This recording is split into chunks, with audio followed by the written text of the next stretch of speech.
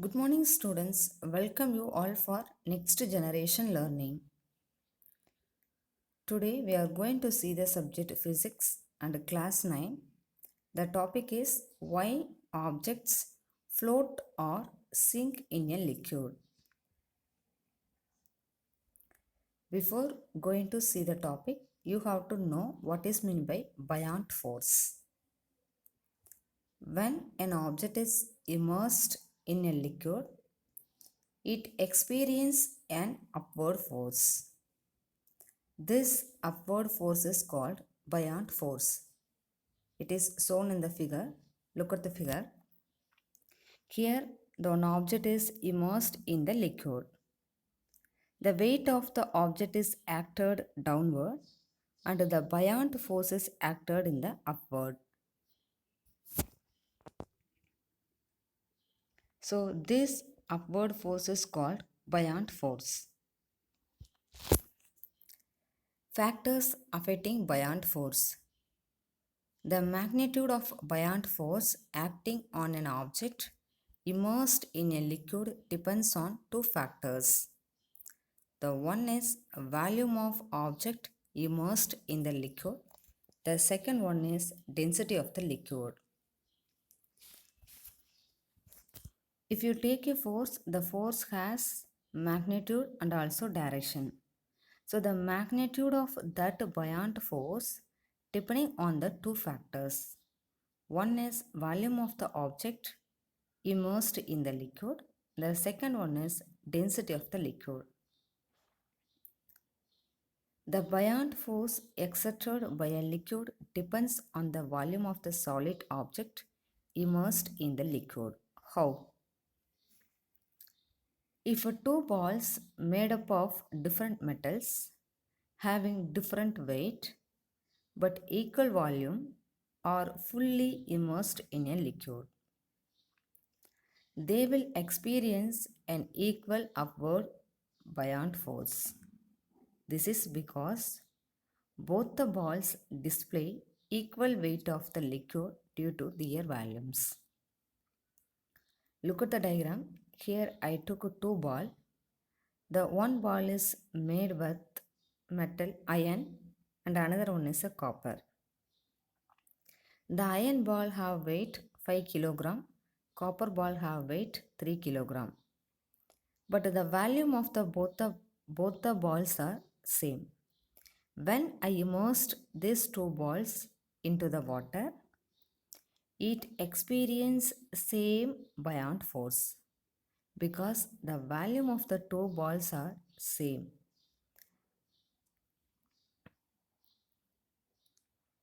So from this we can say that the buoyant force exerted by a liquid depends on the volume of the object.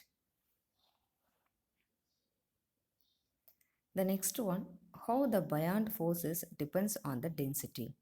The buoyant force exerted by a liquid depends on the density of the liquid in which the object is immersed. Look at this tabular column. Here I given some substance name and their density.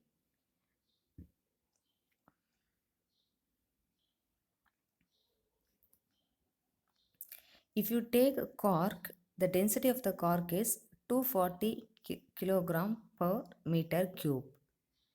Wood 800 kg per meter cube.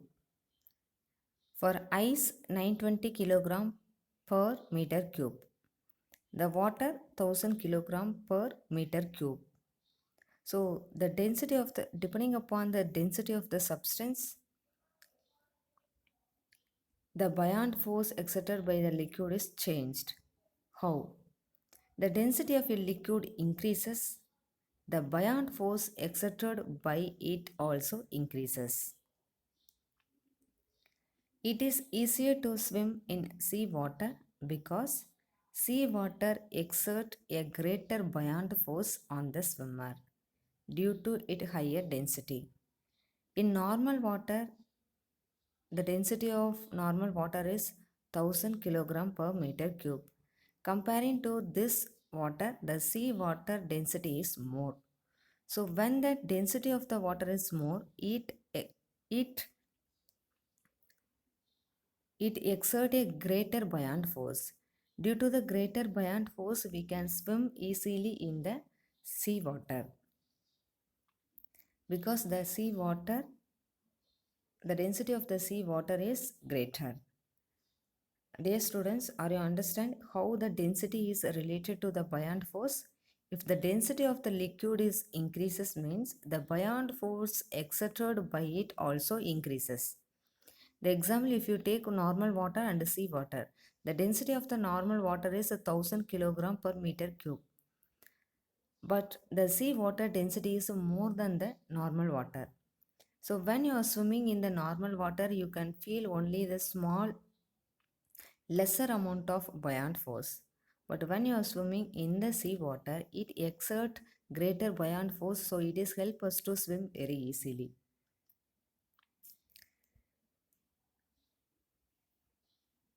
Now we are going to see the topic why object float or sink in a liquid. You know that when a piece of wood is placed in water, it floats. But when a piece of iron is put in the same water, it sinks to the bottom. Why? In a day-to-day life, we are looking that you take two material, one is wood and another one is a iron nail. If you put these two materials into the water, the wood will float on the water, but the iron will sink to the bottom. Why? What is the reason? We will now discuss why some objects float and others sink in the same liquid.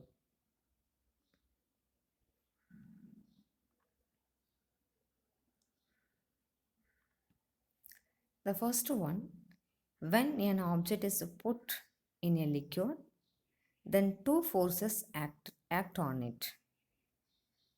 Weight of the object acting downward, buoyant force acting upward.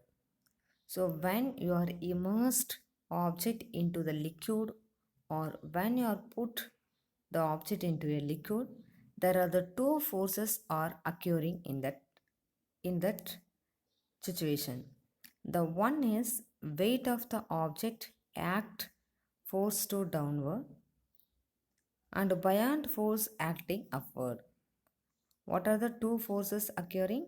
The one is weight of object force and another one is a buoyant force. The weight of the object acting downward, the buoyant force is acting upward.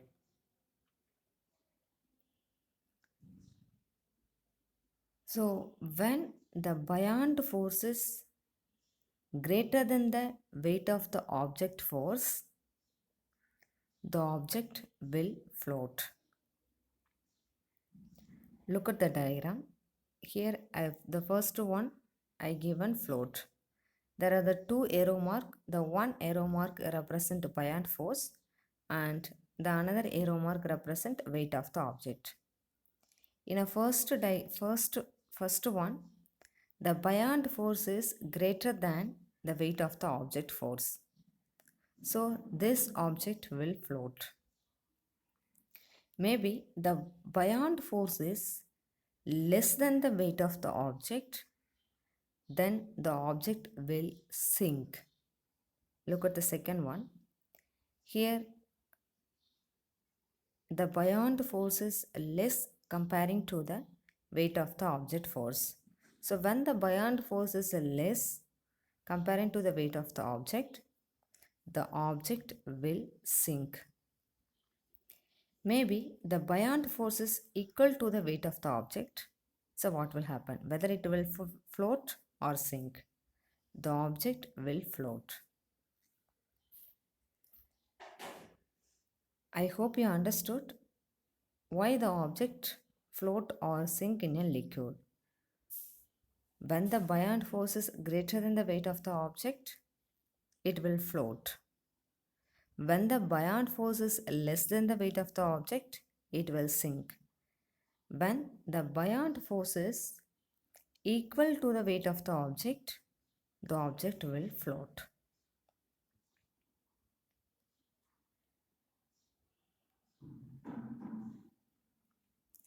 The next one, an object will float in a liquid if its density is less than that of the liquid. Once again, I will read out. Listen. An object will float in a liquid if its density is less than that of the liquid. Here I related to density. Already we discussed the density related to the buoyant force. When the density of the object is increased, the buoyant force also increased. Example, the density of cork is less than the density of a cork is less than that of water, so cork float in water. The density of wood is less than that of water, so wood is afloat in water. Look at this diagram. Here I took a liquid, that is a water, and object. This object having less density than liquid. So when the object density is less than the liquid, the object will float. Example, if you take a wood, the density of wood is less than that of water, so the wood float in water. The same as if you take the density of a cork, it is less than that of water, so cork float in water. And if you take ice, the density of ice is less than that of water, so the ice float in water. You know that when you are adding the ice cube in the water, the ice cubes are float in the water. Why? Because the density of the ice cube is less than the water. Look at the table. Here the density of ice is 920 kilogram per meter cube. The water is 1000 kilogram per meter cube. So comparing to the water density, the ice density is less. So when you are adding the ice cube into the water, it will float.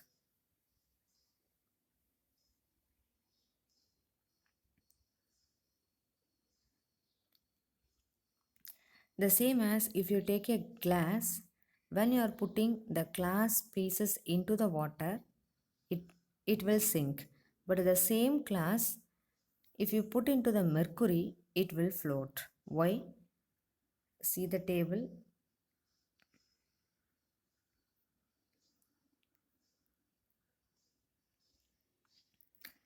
The glass density is 2500 kilogram per meter cube. The mercury density is 13,600 kilogram per meter cube. So comparing to the glass, the mercury density is more. So when we put the glass into the mercury, the glass will float.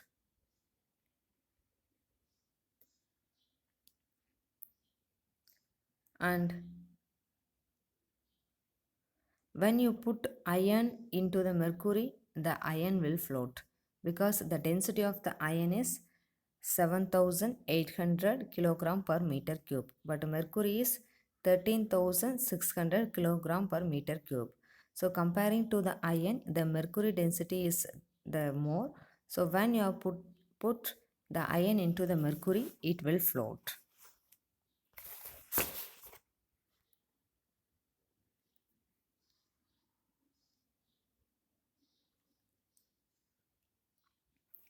And second one, an object will float in a liquid if its density is equal to that of the liquid. Maybe the object and a liquid have the same density, so what will happen? The object will float.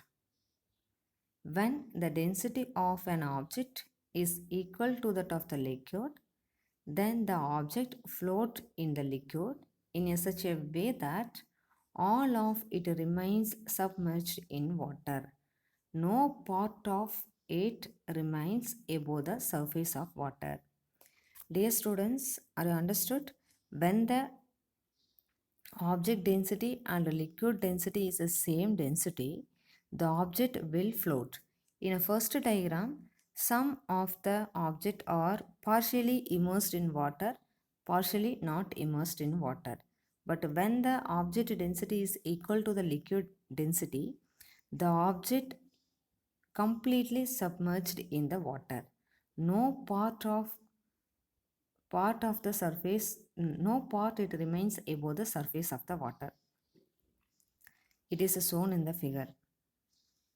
So when the object density is equal to the liquid density, the object will float, but this object is completely submerged in water. No part of it remains above the surface of water. So this is the difference between these two. Maybe an object will sink in a liquid if a density is more than that of a liquid. Maybe the object having more density than the liquid, the object will sink. The density of a glass is more than that of water, so piece of glass will sink in water. The glass material will float in mercury, but the glass material will sink in the water because comparing to the water density, the glass density is more. When the object density is more than that of a liquid, it will sink. The same as the density of iron is more than that of water, so nail of iron will sink in the water. The same as if you comparing to the iron and water, the density of iron is more than that of the water, so the iron will sink in the water. Look at this diagram. Here object having more density than the liquid, so it is sink in the liquid.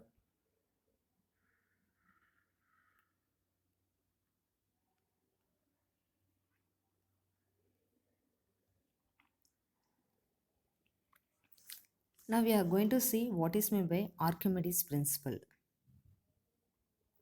When an object is wholly or partially immersed in liquid, it experiences buoyant force. We know that whenever you are putting the object into the water, the buoyant force act on that object.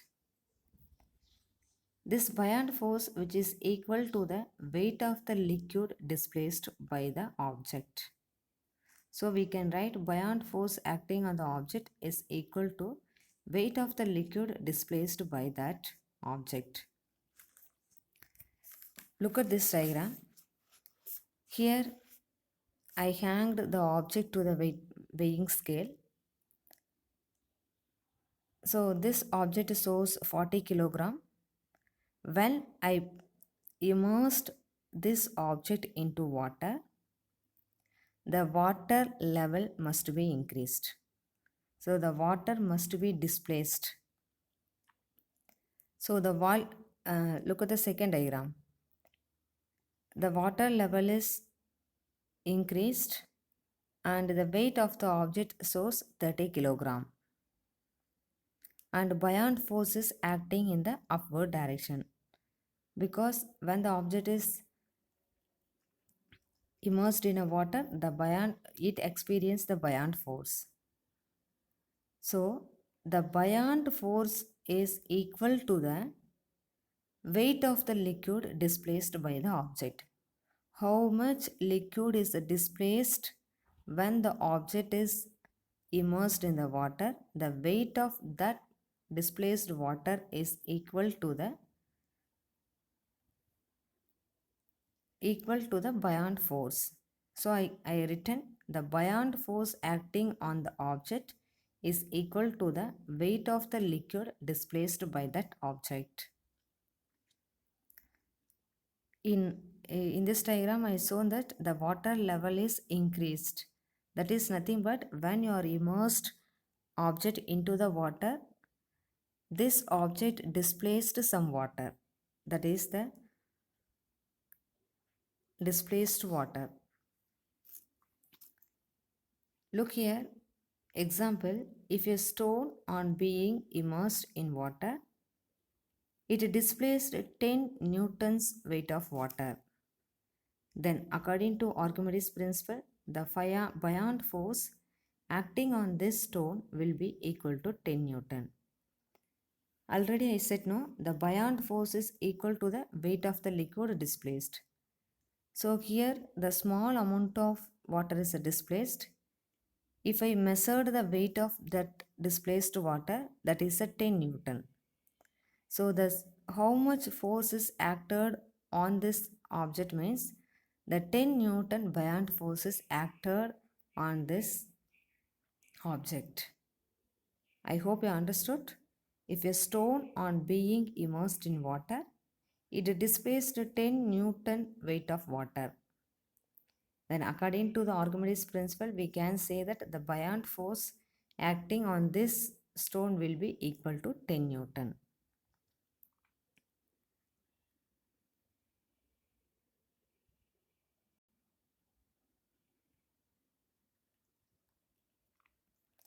So how does a boat float in water?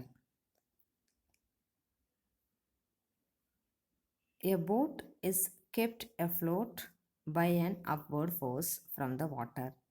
This upward force is called buoyant force and it is caused by the pressure of water pushing up on the bottom of the boat.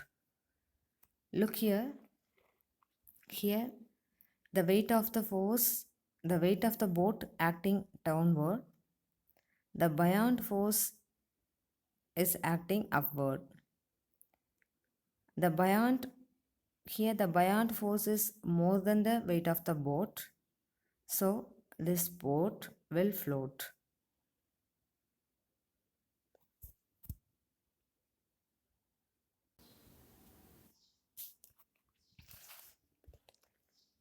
When a boat gradually lowered into water, it displays more and more water due to which the upward buoyant force increases. We know when a boat is gradually lowered into water, the buoyant force acted on the boat. Due to that, the more and more water is displaced. So the boat stops sinking down into the water when the buoyant force is acting on it. Yes, more and more people get into the boat. The boat becomes lower and lower in water. When the boat becomes lower in water, it displays more water. Due to greater weight of water displaced, the buoyant force on the boat also increased. And greater buoyant force enable the extra weight of the people in the boat supported. If, however, the water level reaches the upper edge of a boat, no further increasing in buoyant force is possible because the boat cannot displace any more water. If any more people get into the boat in this condition, the boat will sink. I hope you understood how the boat float in water because of the buoyant force. If more people are sitting in the boat get lower into water. When it go lower, it displays more water. So the displaced water, the weight of the displaced water is equal to the buoyant force, the boat will float. But if the water level reaches the upper edge of the boat, no further increasing in the buoyant force is possible because the boat cannot displace any more water. So if any more people get into the boat, in this condition, the boat will sink.